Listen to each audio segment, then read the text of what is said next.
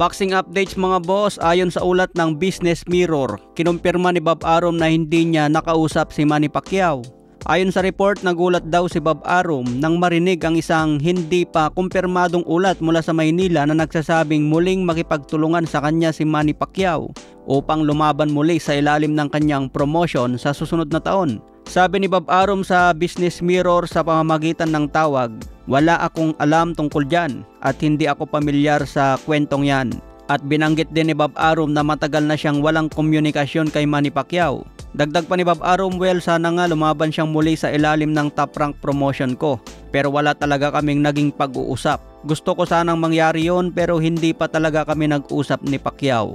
Ayan mga boss ang pahayag ni Bob Arum mula sa Business Mirror. Tulad nga sa balita natin kahapon, walang alam si Bob Arum tungkol sa pagbabalik ni Manny Pacquiao sa Top Rank. Yung balita galing sa ABS-CBN, siguro iba din ang source nun. Minsan nangyayari yan lalo na kung may segue na nangyayari sa negosasyon. Pero sabi nga ni Sean Gibbon, sa PBC palabas ang laban ni Manny Pacquiao at negotiating ang laban niya kay Rolando Romero. Kahit nag-utos ang WBA kay Romero na depensa ng kanyang belt laban sa number 1 challenger, pwede pa rin yan baliwalain basta papayag si Shakram Giyasov na mag-step aside muna. Wala din mapapala si Romero laban sa number 1 challenger niya. Kaya bakit pa mag-aaksaya ng oras si Romero kung nandyan naman si Manny Pacquiao sa pagpipilian? Sayang naman ang pagkakataon ni Romero kung unahin pa niya ang number 1 challenger kaysa makalaban ng isang Hall of Famer. Lalo na kung pwede naman bayaran si Giyasov na mag-step aside muna.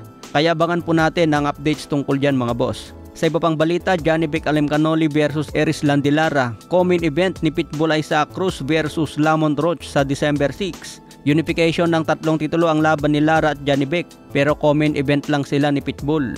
Hawak ni Johnny Vic ang IBF and WBO belt, samantala si Lara hawak ang WBA belt. Magandang bakbakan ito sa middleweight division dahil 3 titulo ang nakataya. Kung sino ang mananalo dyan, pwede nang labanan ni Terence Bud Crawford. Sa ngayon, edad 42 na si Lara, wala na sa kanyang prime. Dapat retirado na sa boxing itong mga boss. Pero champion pa rin siya hanggang sa ngayon. May kartada si Lara na 31 wins, 19 KOs, may 3 talo. Si Johnny Vic naman may kartadang 17 wins, 12 KOs, wala pang talo, may edad na 32. Samantala, undercard na rin ang laban ni Stephen Fulton versus Oshiaki Foster sa December 6. Dapat co-main event ito sa laban ni Turman versus Pondura ngayong October 25. Pero na-postpone nga ang kanilang laban. Kaya nilagay na lang ito sa undercard ni Pitbull Isaac Cruz sa December 6. Yung laban naman ni Turman ilalagay na lang sa co-main event ni pambansang kamao Manny Pacquiao.